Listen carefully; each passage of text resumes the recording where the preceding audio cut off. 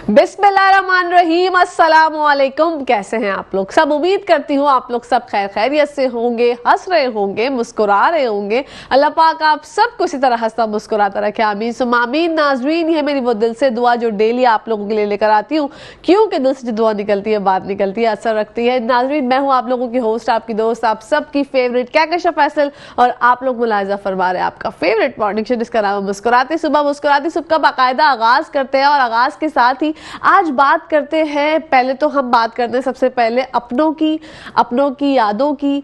और वो जो यादें होती है ना, यादों का एक अलग ही ट्रांस होता है। यादें जो है वो आपको कहीं ना कहीं बहुत ज्यादा जो है वो याद आ जाती है कभी कभार। तो मैं अगर यादों का जिक्र करूं तो यादों में बहुत सी चीजें आती हैं। यादों में अपने भी आ जाते हैं, यादों में अपनों की बातें भी आ जाती हैं, और यादों में पहले की बातों में पैसे भी आ जाते हैं। मतलब आप अगर यकीन करें, पहले का प्रीवियस दौर आप याद करें तो कहां से कहां तक महंगाई की शरह में इजाफा हो गया है। नाजरीन, मैं अगर बात करूं तो ये मुस्कुराहट के साथ मुझे बात करनी पड़ती है, क्योंकि जाहिर सी बात है अगर ज्यादा तल्ख लहजे में बात करेंगे तो वो बात भी अजीब हो जाती है। दिल तो खैर बहुत दुखता है, कभी कभी ऐसा भी हो जाता है कि आंसू भी निकल आते हैं। इतनी ज्यादा महंगाई की अगर हम बात कर रहे होते हैं तो कौन सी चीज सस्ती है? मुझे लगता है सिर्फ और सिर्फ इंसान सस्ता है, उसके जज्बात सस्ते हैं, उसके एहसासात सस्ते हैं, और हमारी बातें सस्ती हैं। उसके अलावा हर अशिया, हर चीज जो हमारे जरूरत की है वो सब महंगा हो चुका है। अगर आप जो है वो आटे की बात करें, चीनी की बात करें, दालों की बात करें, टमाटर की बात करें, तो टमाटर भी इतने महंगे हो गए हैं, अल्लाह अकबर, कि मैं जिक्र करते करते भी अगर आप ये सोचते हैं ना कि हम लोग पहले लोग ये कहा करते थे, जैसे मैंने यादों का जिक्र किया, तो पहले का जमाना जो है वो बहुत याद आता है, क्योंकि पहले सस्ताई बहुत थी, इतनी महंगी अशिया नहीं मिला करती थी। अगर आप मुर्गी की बात कर लें तो मुर्गी भी 750 रुपए केजी हो गई है, और उसका कोई नेबुल बदल है नहीं, ना कोई उसका फायदा है। फार्मी चिकन जिसका कोई मतलब ऐसा कोई प्रोटीन भी उसके अंदर नहीं पाए जाते, इतने फवाइद भी उसके नहीं है, फिर भी वो इतनी महंगी है। पहले लोग ये कहा करते थे कि चलो भाई अगर पैसे नहीं हैं, या हम तो दाल रोटी पर गुजारा कर लेते हैं। दाल की अगर मैं बात करूं तो दाल भी गोश्त के टक्कर पे है। दालें भी इतनी महंगी हो गई हैं कि आप अगर ये सोचें कि भाई हमारे पैसे थोड़े से बच जाएंगे अगर हम दालें बना लेते हैं, तो कोई फायदा नहीं है। दाल बनाए, सब्जी बनाए, गोश्त बनाए, चिकन बनाए, कुछ भी बना लें आप, 1000 या 1500 रुपए का खर्चा आपका नॉर्मल, मतलब मिडिल क्लास तबका तो अब रहा ही नहीं है। जो उनसे भी ज्यादा लोअर मिडिल क्लास लोग थे ना, उनकी ये कहानी है कि 1500 रुपए आपके खर्च होने ही होने हैं डेली बेसिस पे। ये तो सिर्फ एक रोज की रोजंदारी वाली बात है। अगर उसके बाद आप आ जाते हैं बिल्स के ऊपर, जो कि हमारे के इलेक्ट्रिक के बिल्स हैं, गैस के बिल्स हैं, और यूटिलिटी बिल्स हैं, पानी का बिल है। लोगों के यहाँ पानी के बिल की मिकदार भी जो है वो बढ़ती चली जा रही है। मतलब अगर मैं बात करूं पानी के बिल भी, तो वो भी इतने महंगे आ रहे हैं, लोग उसमें भी परेशान हैं। गैस के बिल की बात करूं तो गैस भी जो है वो महंगा हो चुका। हालांकि हमारे घरों में गैस आती नहीं है। मतलब मैं अगर अपने घर की बात करूं ना, तो सुबह 6:30 से लेकर 10 या 11 बजे तक सुबह में गैस आती है। उसके बाद शाम में भी हल्की फुल्की आती है, वो भी पीर से जुम्मेरात तक। उसके बाद जुम्मा, हफ्ता, इतवार, जो कि आपके वीकेंड्स होते हैं, जब आप ये सोचते हैं कि यार कुछ अच्छा बना लेंगे, चलो अब छुट्टी है, छुट्टी में कुछ ऐसा दिल चाहता है कि आज जो है वो कुछ अच्छा सा बना ले, कढ़ाई बना ले, कोरमा बना ले, कुन्ना बना ले, आप नहीं बना सकते, क्योंकि आपके घर में गैस ही नहीं है, और आप सिलेंडर इस्तेमाल नहीं करते। मतलब मैं सिलेंडर इस्तेमाल नहीं करती क्योंकि मैं डरपोक हूं, मुझे डर लगता है। तो भाई हम जो है वो फिर इस तरह गुजारा करते हैं कि हम जो है वो सब्र शुक्र करके, अल्लाह का शुक्र अदा करके, हम कभी बाजार से कुछ मंगा लेते हैं, कभी जो है वो कोई अंडे वगैरह बना लेते हैं। अच्छा, अंडों का मैं जिक्र यहाँ पे जरूर करूंगी। अंडे जो है, अंडों की बात अगर मैं करूं तो पहले गर्मियां होती थी, अंडा जो है 10 रुपए का, 12 रुपए का मिल जाया करता था। अब 28 रुपए का एक अंडा हो गया। मतलब अगर कोई ये कहता है कि यार चलो दिल नहीं जा रहा गोश्त बनाने का, अंडे भूल लो। घर में ऐसा होता है ना कि यार चलो आज पैसे बचा लेते हैं, कहीं मतलब कुछ ऐसा वैसा नहीं खाते, महंगा नहीं खाते, हम अपने घर में 4 या 5 या 6 अंडे बना लेते हैं, गुजारा हो जाएगा, सबर शुक्र करके खा लेंगे। वो 6 अंडे भी अगर 28 रुपए का एक अंडा है, तो 28 को आप जो है वो मल्टीप्लाई करें 6 से, तो कितना ज्यादा रेशो बनता है। तो भाई इंसान यही सोचता है कि छोड़ दो, अंडे भी नहीं खाओ, हम अंडे भी नहीं खा रहे, हम डंडे भी नहीं खा रहे, हम गोश्त भी नहीं खा रहे, हम सब्जी भी नहीं खा रहे, हम खाएं तो खाएं क्या और जाएं तो जाए कहां, क्योंकि समझ कुछ भी नहीं आ रहा अभी इस वक्त कि आखिरकार हो क्या रहा है। आप अगर अपने हुकूमती लेवल पे देखते हैं तो उन लोगों को तो महंगाई लगती ही नहीं है, हमारे निगरान वजीर आजम साहब ने ये बयान दिया कि महंगाई आप लोगों को लग रहा है महंगाई है, वरना इतनी महंगाई तो नहीं बढ़ी है और इतने बिल्स भी नहीं आ रहे हैं जितना आपको लग रहा है। तो हमारी जो है कैफियत का अंदाजा वो हम ही लगा सकते हैं, क्योंकि हम भुगत रहे हैं और हम आवाम है। जो बड़ी बड़ी सीट्स पे बैठते हैं उनको नहीं पता चलता। इदरीस सराई साहब हमारे साथ मौजूद है, मेट्रो वन न्यूज के नुमाइंदे, उनसे जानते हैं महंगाई का अहवाल। अस्सलाम वालेकुम इदरीस सराई, वेलकम टू द शो। अच्छा जी, लाइन ड्रॉप हो गई है, कोई बात नहीं, इट्स ओके, दोबारा ट्राई कर लेंगे। जब तक जो है हम अपने दिल के फपोले फोड़ लेते हैं। ये हमारे दिल के वो फपोले हैं नाजरीन जो हम हंसते हंसते फोड़ते हैं। मतलब पाकिस्तानियों के पास ये वो टैलेंट है कि अपनी परेशानियां भी जो है कभी कभी हम हंसते हुए कभी कभी रोते हुए आया करते हैं। लेकिन तकलीफ की बात यह है, चाहे हम हंस के कहें, चाहे हम रो के कहें, चाहे हम चीख के कहें, चाहे हम चिल्ला के कहें, हमारी बात की सुनवाई कहीं पे भी नहीं हो रही। आप मैं अगर एहतजाज की बात करती हूँ कि अवाम को निकलना चाहिए, अवाम को आना चाहिए, लेकिन अवाम कैसे आएगी? आप ये सोचे जो डेली वेजेस है, जो रोज के खाने कमाने वाले हैं या नौकरी पेशा लोग जो भी हैं, वो यही सोचते हैं कि अगर हमने एक दिन जो है वो एहतजाज में जाकर वेस्ट कर दिया तो हमारे बच्चों को घर में उस दिन खाना कौन खिलाएगा। जो नौकरी पेशा अफराद है वो भी ये सोचते हैं कि अगर हम एक दिन जो है वो एहतजाज करने के लिए चले गए, कहीं पर भी किसी के भी पास जाके खड़े हो गए, प्रेस क्लब पे हमने एक बिलबोर्ड उठा लिया और हम बोल रहे हैं कि भाई हमें जो है महंगाई से निजात दिलाएं, तो उस दिन जो है हमारा बॉस हमारी तनख्वाह काट लेगा। तो वो फिर क्या होगा? मतलब अवाम को जो है ना एक अजीब सी जुस्तजू में जो है मुलव्विस कर दिया गया है। इदरीस सराई साहब हमारे साथ मौजूद हैं, इनसे जानते हैं महंगाई का अहवाल, मेट्रो वन न्यूज के नुमाइंदे। अस्सलाम वालेकुम इदरीस सराई साहब, वेलकम टू द शो। जी वालेकुम सलाम। आवाज आपकी मुझे बहुत दूर से आ रही है। जी जी, अब देखिए जी इदरीस साहब बताइएगा, महंगाई की सूरत हाल कुछ कमी बेशी का सुनने में आया है या ये जो तूफान है ये इसी तरह बर्पा होता रहेगा हम पे? जी, जैसे आपने कही कि महंगाई की कमी का ये तो एक ख्वाब ही बन के रह गया है कि किसी भी वक्त कोई महंगाई कमी हो सके।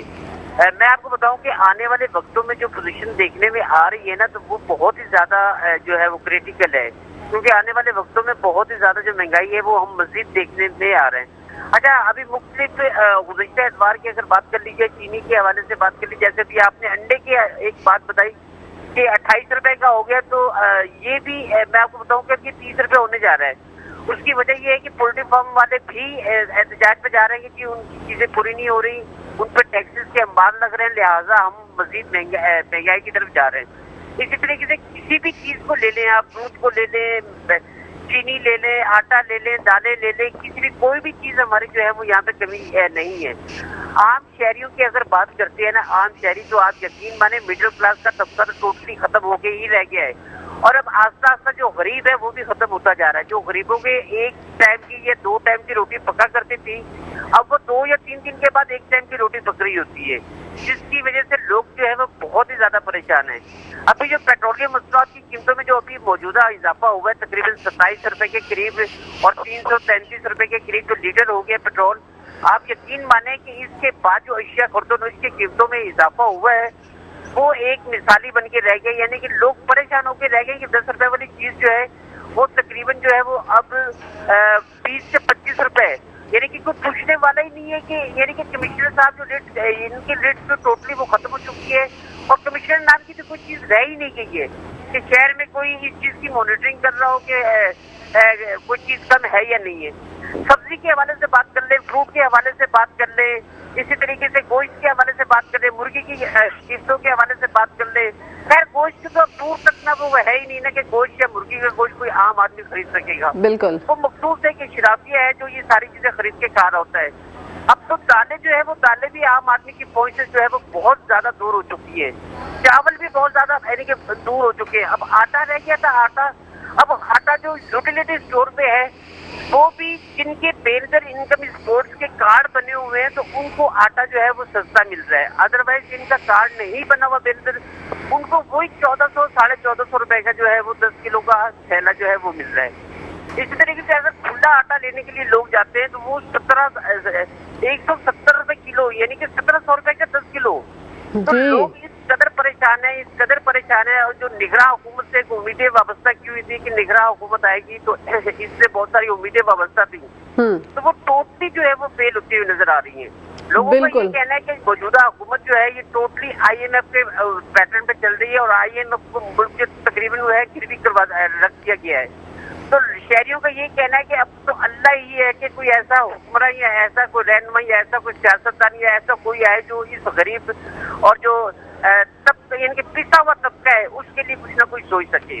बिल्कुल इद्रिस अनाई साहब, ये बसों के जो किराए हैं उसमें भी तो इजाफा कर दिया गया है। ट्रांसपोर्ट कितनी ज्यादा महंगी हो गई है। पहले जो टिकट जो है वो 20 रुपए का या 15 रुपए का हुआ करता था, अब तो 60, 70, 80, उसमें भी जिसका जितना दिल चाह रहा है उस हिसाब से पैसे बढ़ाए जा रहे हैं।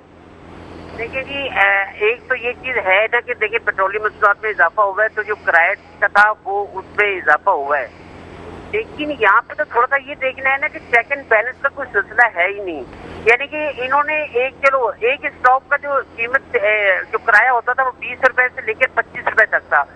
अब एक स्टॉप का जो किराया है वो उन्होंने 30 से 40 रुपए कर दिया है। यानी कि पूछने की वाला कोई है ही नहीं ना कि भाई आपने इतना अपनी तरफ से क्यों बढ़ा दिया।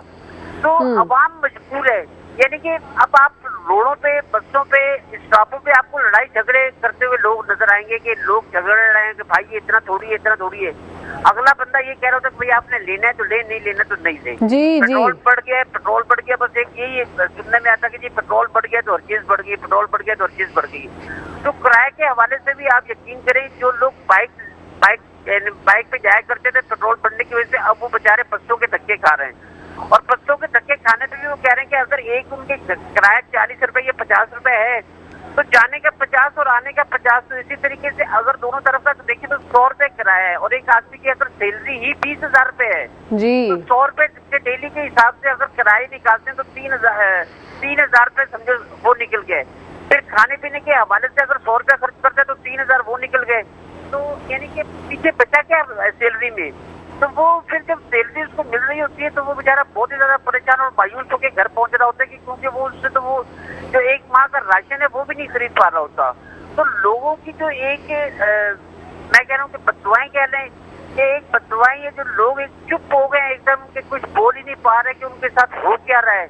और ये जो मौजूदा हुक्मरान है ये बिल्कुल बेइज्जती का मुजाहिरा कर रहे हैं। अच्छा, यहाँ पे थोड़ा सा ये भी देखने वाले ना कि वो सियासतदान अभी कहाँ चले गए जो 1 रुपया बढ़ता था तो महंगाई पूरा वो निकाला करते थे जी। कराची से लेकर इस्लामाबाद तक महंगाई का वो जा रहा है, रैलियां निकल रही हैं और वो सारे सियासतदान कहाँ चले गए। अभी अगर एक ही जमात कुछ निकालती है तो अभी जैसे अभी आपने पहले खुद ही कहा कि वो अपने बच्चों का पेट पालने के लिए मजदूरी करें या वो महंगाई के चक्कर में बिल्कुल एहतजाज करने के लिए जाएं। तो ये बात हकीकत है। वाकई लोग बहुत ज्यादा परेशान है कि भाई अभी हम एहतजाज करेंगे और अपने बच्चों का पेट पालें, क्योंकि टाइम तो गुजर जाता है। बच्चे तो घर पे इंतजार कर रहे होते हैं कि शाम में खाना लेकर आएंगे या आटा लेकर आएंगे तो हम खाना खाएंगे। और बाद बात ऐसा होता है कि 2-2, 3-3 दिन तक जो एक मजदूर तबका है ना उनके घर में 2-2, 3-3 दिन तक खाना नहीं पकता। ये आदम आ गया इसको जी। बेशक ऐसे ही है इद्रिस साहब। जो लोग घरों में किराए के घरों में रहते हैं उनके लिए जिंदगी बहुत ज्यादा मुसीबत हो गई है। उसके अलावा जो बच्चों की फीसिस का मामला है उसमें भी जो है वो पैसे बढ़ाए चले जा रहे हैं, फीसिस बढ़े चढ़ी जा रही है। महंगाई का जो तूफान है वो रुकने का नाम नहीं ले रहा। और जो प्रॉपर्टी टैक्स की बात है, प्रॉपर्टी पर जो टैक्स लगाया गया है उसके बारे में जरा बताइएगा, क्योंकि टैक्स का आपने जिक्र किया था स्टार्टिंग में। कितना % टैक्स जो है अब कोई घर की खरीदो फरोख्त जो करेगा सारिफ उसको देना पड़ेगा? देखिए जी, मैं आपको एक बात बताऊंगी, जो प्रॉपर्टी टैक्स, अच्छा मुझे आवाज नहीं आ रही, वो तकरीबन डबल हो चुका है।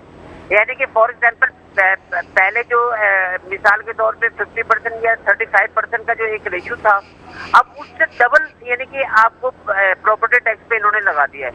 अच्छा, टोटली हमारी जिंदगी में देखा जाए ना तो हर तरफ टैक्स ही। एक बच्चे की एक टॉफी खरीदते हैं ना बच्चे को देने के लिए, यानी कि 5 पैसे की या 10 पैसे की या 4 आने की टॉफी हुआ करती थी, वो 5 रुपए की हो गई है। अब वो 5 रुपए की टॉफी लेते हैं ना तो उसी पे सारा कुछ लिखा हुआ होता है, अगर आप कभी गौर करें तो। क्योंकि वो जो टॉफी की कीमत है वो 1 रुपया है, बाकी जो 4 रुपया है ना वो मुख्तलिफ टैक्सेस है, सेल टैक्स, जनरल टैक्स, ये टैक्स, वो टैक्स मिला के वो 5 रुपए बना दिए। तो हम तो एक टॉफी भी खरीदते हैं तो पहले उसके टैक्स अदा कर रहे होते हैं, और फिर उससे हट के जो ये अभी प्रॉपर्टी की आपने बात की है, इससे हट के जो दीगर टैक्स है, ये तो बस अल्लाह माफी करे कि समझ से बाहर है कि ये सिर्फ जो हम लोग पैदा हो रहे हैं ये सिर्फ टैक्स भरने के लिए पैदा हो रहे हैं यहाँ पे। Exactly. और फिर मैं एक बात बताऊँ, शराबियों को किसी चीज की छूट, यानी हर किस्म की छूट है, उनको कुछ भी नहीं देना पड़ता। फ्यूल उनका फ्री, घर उनके फ्री, गाड़ी उनकी फ्री, लाइट उनकी फ्री, गैस उनकी फ्री, यहाँ तक कि खाने पीने की चीजें भी उनकी, कई चीजें ऐसी होती है जो उनको फ्री मिल रही होती है। और ये सारा जो एक भिखारी है या एक मजदूर है जो अब टोटली भिखारी बन चुका है, मजदूर भी एक भिखारी बन चुका है, वो बेचारा अगर 1 रुपए की कोई चीज भी खरीदता है तो उसमें 75 पैसे वो टैक्स भर रहा होता है। तो ये आलम आ गया। ये मौजूदा हुकूमत को बड़ा सीरियस होकर देखना पड़ेगा। क्या हमारी जो एस्टेब्लिशमेंट है, ये जो दीगर इदारे हैं जो मुल्क की ये भागदौड़ संभाले हुए हैं, देख रहे हैं, उनको सोचना होगा कि ये वक्त है, अगर इस वक्त पे आवाम का ख्याल ना किया तो ऐसा ना हो कि अल्लाह खुदा ना खासा अनारकी का मसला हो जाए। जी बिल्कुल। इदरीस अनाई साहब, आप हमारे साथ रहिएगा। हफीज अंसारी साहब को शामिल करते हैं, उनसे पूछते हैं महंगाई की मजीद सूरत हाल। बराह रास्त हमारे साथ मौजूद हैं। अस्सलाम वालेकुम हफीज अंसारी, हमारे नुमाइंदे, कैसे हैं आप?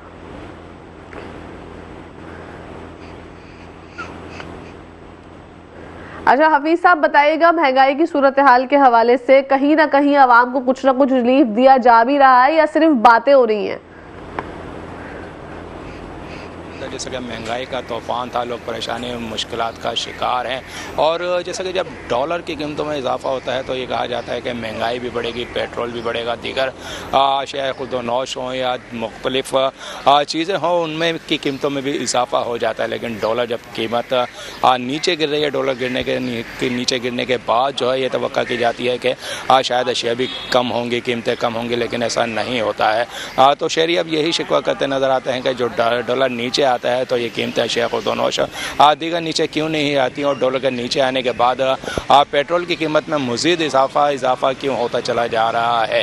अब जैसा कि 331 रुपये फ़ी लीटर पेट्रोल हो गया है, और इस तरह इसको जवाज़ बनाकर दीगर महंगाई में इजाफा हो रहा है। लेकिन अगर डॉलर नीचे आ रहा है तो उसकी वजह से दीगर जो चीज़ें कीमतों में इजाफा हुआ था उसमें कीमतें नीचे क्यों नहीं आ रही हैं।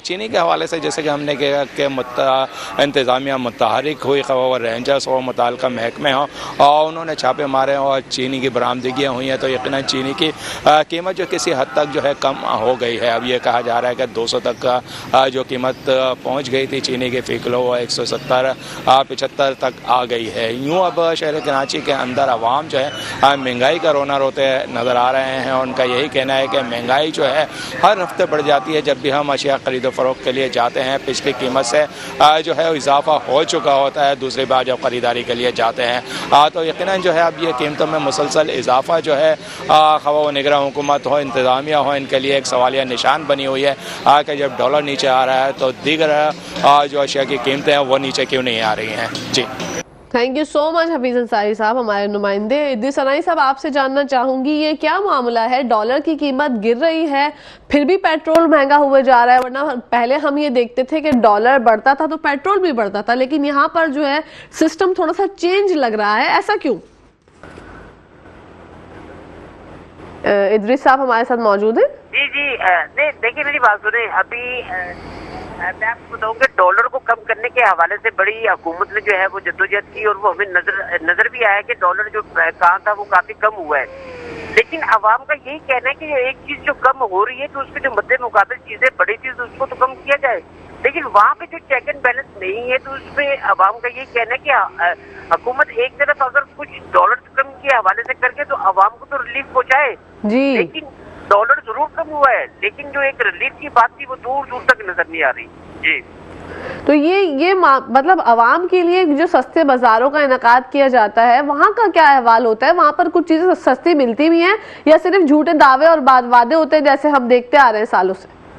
लेकिन जी सबसे बड़ी बात तो ये है कि वहाँ पे एक नाम होता है सस्ता बाजार। अब वो सस्ता बाजार ही है, और जो भी यानी कि अवाम के लिए जो अहम चीज होती है, घरेलू जो अशिया खरीदने की कुछ चीजें होती है वो वहाँ पे अवेलेबल ही नहीं होती।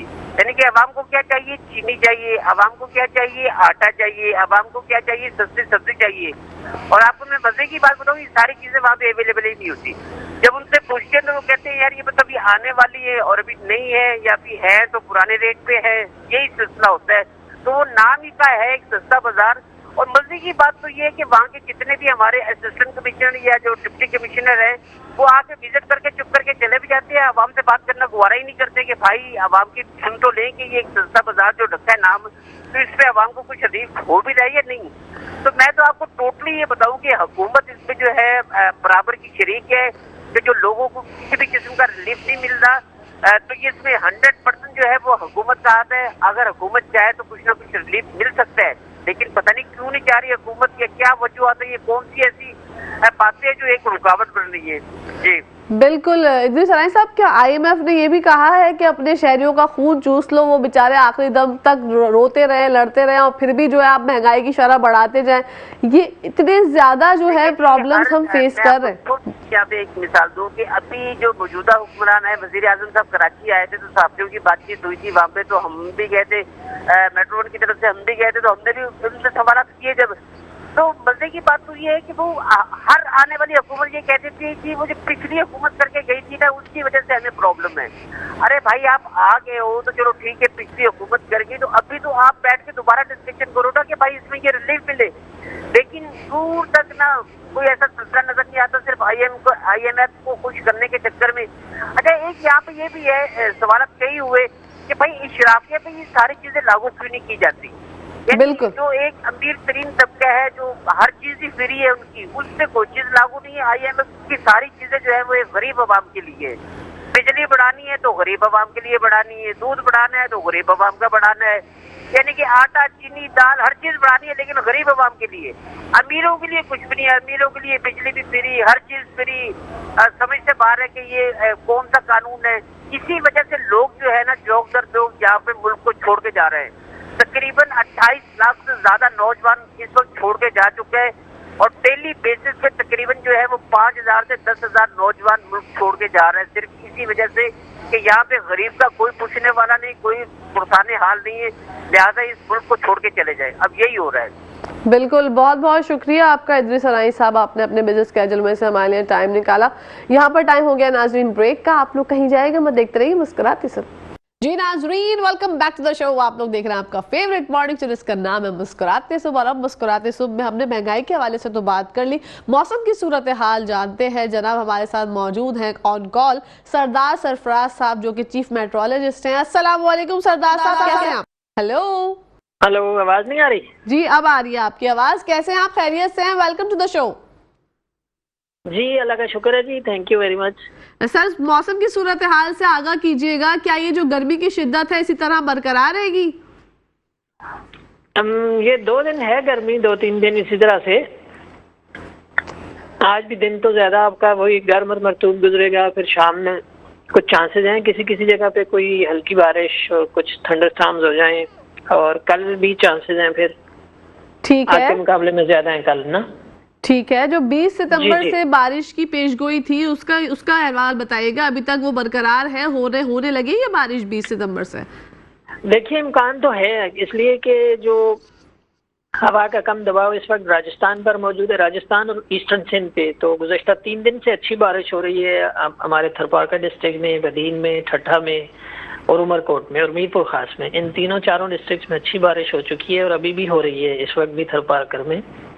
तो वही बादल या वो सिलसिला जो है लो प्रेशर वाला वो आगे मूव करके आएगा।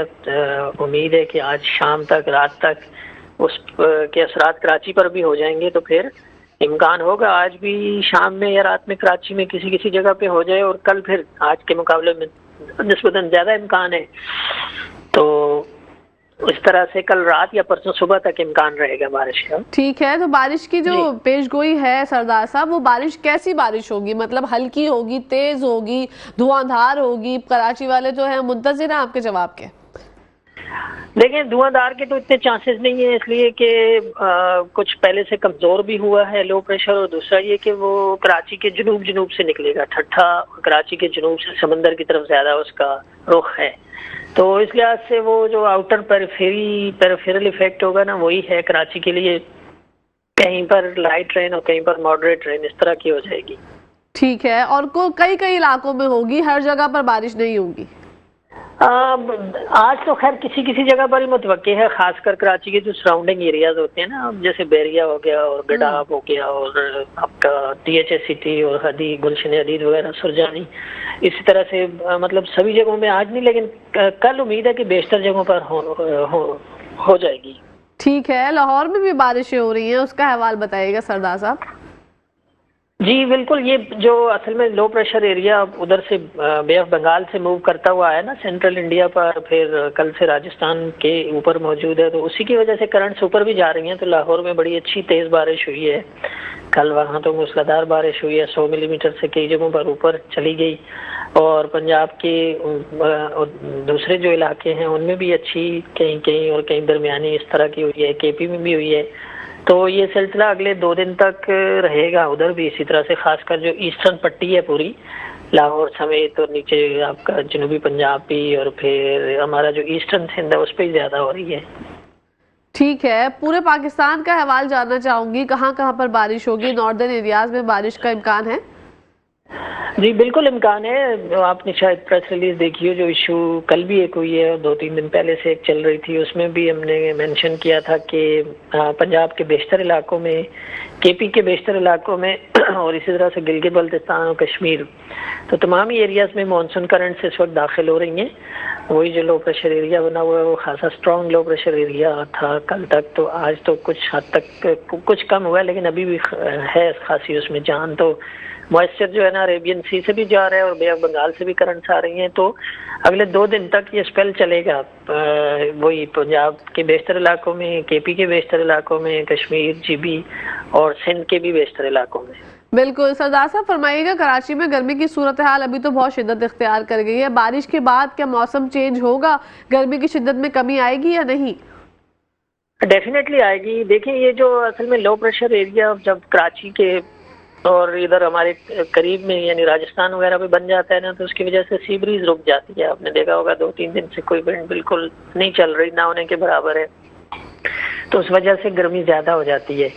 और अब जब ये पास ऑन हो जाएगा, आगे गुजर जाएगा, तो फिर सी ब्रीज बहाल होगी, यानी परसों के बाद 21 की शाम से कह लें आप, तो फिर गर्मी में कमी आ जाएगी। ठीक है, सर्दियां कब तक आएंगी सरदार साहब? क्या वो नवंबर या दिसंबर तक ही आएंगी, या ये जो है वो गर्मी का आखिरी वार है, उसके बाद सर्दियों का मौसम आ रहा है? नहीं जी, सर्दियां तो बिल्कुल कराची में तो आपको पता है मिड ऑफ दिसंबर तक ही जाके सर्दी आती है, उससे पहले तो कोई ज़्यादा इम्कान नहीं है। और अक्टूबर का महीना आपको पता है कराची में दोबारा से गर्म हो जाया करता है।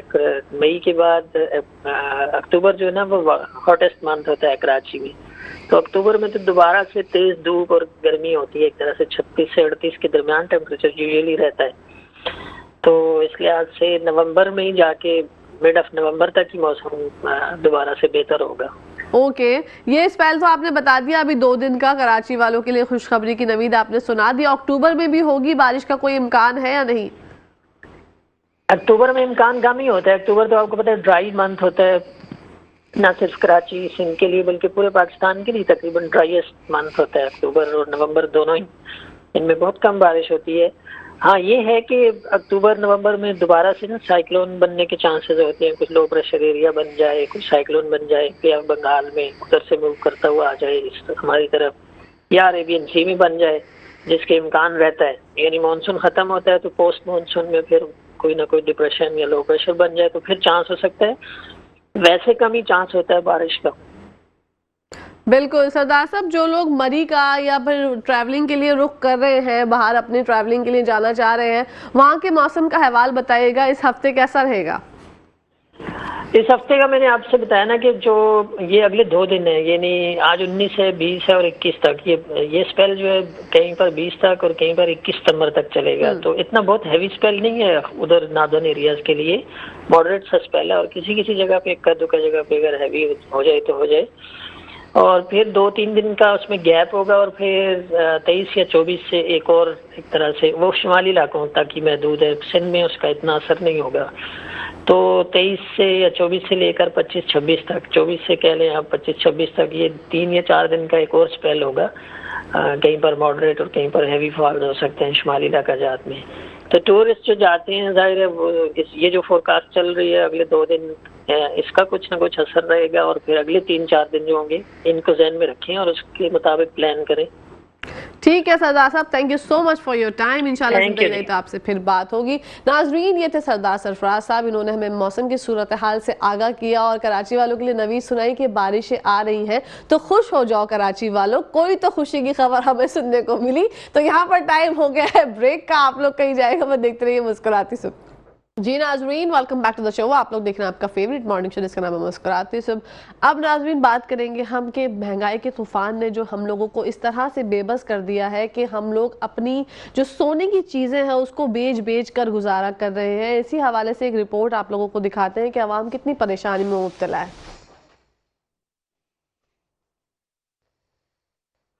महंगाई और बेयकीनी ने अवाम को इस नहज पर पहुंचा दिया है कि लोग अपनी सोने की छोटी छोटी चीजें भी बेचकर जरूरियात को पूरी कर रहे हैं। सोने के जेवरात बनवाने वालों के इंतजार में दुकानदार हाथ पर हाथ धरे बैठे हैं, कोई दूसरा कारोबार करने पर भी गौर कर रहे हैं। हुकूमती इकदाम के नतीजे में सोने के स्मगलर्स और सट्टेबाजों को लगाम तो दे दिया गया, लेकिन नर्ख कम ना हो सका, बल्कि गोल्ड ट्रेडर्स एसोसिएशन भी बंद हो गया। सोने के नर्ख रोजाना की बुनियादों पर जानने के लिए सारिफ बैनुल मार्केट्स को फॉलो कर रहे हैं। सोने के जेवरात और दीगर मसनूआत फरोख्त करने वाले दुकानदारों का कहना है कि महंगाई और बेयकीनी और अमन अमान की सूरत हाल ने सार्फिन को सोने की बनी हुई शे की जगह चांदी और मसनूई जेवरात की जानिब रागिब कर दिया है। डॉलर का रेट थोड़ा मुस्तहकम हुआ है, गोल्ड का रेट मुस्तहकम हुआ है और इससे सोने की जो सनत है, इससे जो वाबस्ता लोग हैं उनको बहुत ज़्यादा नुकसान पहुँच रहा था, क्योंकि एक जानवर बायर जानवर ख़रीदने वाला जो छोटे मोटी चीज़ ख़रीदने आते थे, जो बेचने आते थे, उन पर बहुत फ़र्क पड़ रहा था और दुकानदार बहुत ज़्यादा इससे मुतासिर हो रहा था, जो कि अल्लाह का शुक्र है अब थोड़े कंट्रोल में आ रहा है। हम कहते हैं अल्लाह ताला से दुआ है कि और मज़ीद कंट्रोल में आ जाए। लोग परेशान वैसे ही हैं, अब महंगाई के हाथों खरीद सोने का काम तो बिल्कुल ही समझे ज़ीरो हो गया। जितनी महंगाई उरूज पे पहुंच गई थी, रेट पहुंच गए थे, अब उसमें ज़ीरे बराबर कम होने से कोई इशू नहीं है। कम होने से तो और ये हो गया कि लोग बेएतबार हो गए कि पता नहीं रोड रेट अभी कुछ है, अभी कुछ हैं 2 लाख 40 मज़ीद कम ना हो जाए तो ये काम और रुक गया। जो अभी सीज़न था वो भी स्टॉप हो गया। लोग यही सोच रहे हैं कि शायद और कम होगा, बेचने वाला सोच रहा है शायद और बढ़ेगा। तो इस दोनों सूरत में ना वैसे भी सेलिंग तो बिल्कुल ज़ीरो हुई है। जब ये थोड़ा रेट नीचे आएगा तो फिर थोड़ा लोग आएंगे और परचेजिंग करेंगे। अभी फ़िलहाल तो कोई फ़र्क नहीं, पर इंशाअल्लाह ताला उम्मीद अल्लाह से की जा रही है कि होगा इससे फ़र्क। कारोबार जो हो रहा है और पुराने रेट पे भी हो रहा है, इंटरनेशनल मार्केट के हिसाब से जो जोड़ रहे हैं रेट, उसके हिसाब से भी काम चल रहा है। जो हमारे करीबी पुराने कस्टमर है वो तो कुछ ना कुछ छोटी मोटी चीज़ आन के या कोई लेन देन कर जाते हैं, कभी हफ्ते में 1 दफ़ा या कोई छोटा मोटा माल बिक जाता है। लोगों के पास इतना पैसा नहीं है, गरीब आदमी रोटी भी नहीं इस वक्त खा सकता तो सोना क्या खरीदेगा? वो रोटी नहीं खा सकता, सोना क्या खरीदेगा? ये तो सोचे पहले आप। तो उसकी वजह यह है कि लोगों की कुव्वत खरीदे, उनके पास पैसे नहीं भेजाते, करें क्या वो? कारोबार में तो जब फ़र्क पड़ेगा जब और चीज़ों से कोई बचेगा। हर चीज़ इतनी महंगी है कि लोगों की कुव्वत ख़रीद से बाहर हुई हुई है। इंसान इतना परेशान है। सोने का काम तो सबसे आखिर में आता है हमारा। सेल तो बिल्कुल ही ख़त्म है इस वक्त। सेल तो ऐसा हुआ हुआ है कि लोगों के पास खाने को नहीं है। कोई बुंदा बेचने आ रहा है, बच्चों की फीसें देनी है, किसी को बिजली का बिल भरना है, अपनी लौंगे तक बेचने पर औरतें मजबूर हो गई हैं। जो औरत आप समझें कि लौंग उतारती है तो उसकी कितनी बड़ी मजबूरी होती है। तो इस वक्त तो बहुत बुरा हाल है और सेल तो बिल्कुल ही नहीं, हम कहाँ जाएं। डॉलर के नर्ख रोजाना कम हो रहे हैं, लेकिन सोना अपनी डगर से थोड़ा पीछे हटने के बाद हठधर्मी के साथ 2,16,000 फी तोला पर अटल है। चांदी फरोशों का कहना है कि चांदी से मोहब्बत रखने वालों ने उसके रेट को भी आहिस्ता आहिस्ता बढ़ाते हुए 2,500 रुपए फी तोले पर लेकर आ गए हैं। कैमरामैन साजिद अंसारी के साथ बिलाल एहसन, मेट्रो न्यूज कराची।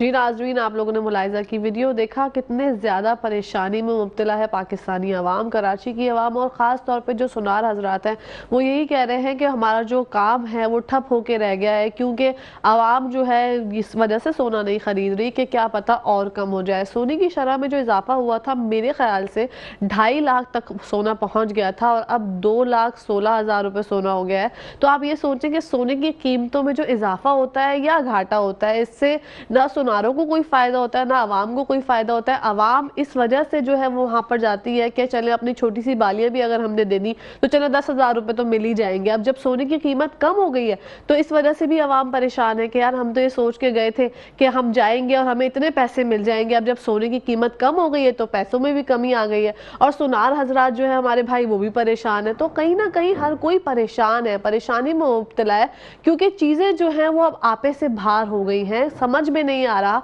कि हम किस जानिब देखें, किसको पुकारें, कौन हमारी आवाज़ सुनेगा। अल्लाह ताला से तो दुआ करते ही हैं कि अल्लाह ताला हमारे पाकिस्तान पे, हमारे मुल्क पे, हम लोगों पर रहम करे। लेकिन अब जो सूरत हाल हो चुकी है वो वर्स्ट हो चुकी है। वो जो सोनार भाई कह रहे थे कि एक औरत अपनी नाक की लौंग जब बेचने आती है तो आप यकीन करें कि लौंग जो है ना, वो नाक की जो बाली होती है, ये हमें जो कहते हैं ये हमारे हस्बैंड्स की निशानी होती है, हमें सुहागनों की निशानी होती है। हमें पता चलता है कि हाँ ये लड़की जो है, पहले ज़माने में लोग इससे ही अंदाज़ा लगाते थे कि शादीशुदा है। तो जब इंसान अपनी नाक की लौंग बेचने तक मजबूर हो जाए तो आप ये सोचें कि ज़िंदगी कितनी मुश्किल होगी। और उसके अलावा कान की बालियां भी बेच देते हैं बिल भरने के लिए, बच्चों की फीसेस भरने के लिए, क्योंकि चीज़ों में तो कमी नहीं आ रही है ना, चीज़ें तो बढ़ती चली जा रही हैं। यहाँ पर टाइम हो गया न्यूज़ ब्रेक का। नाज़रीन आप लोग कहीं जाएगा, मैं देखते रहिए मेट्रो 1 न्यूज़।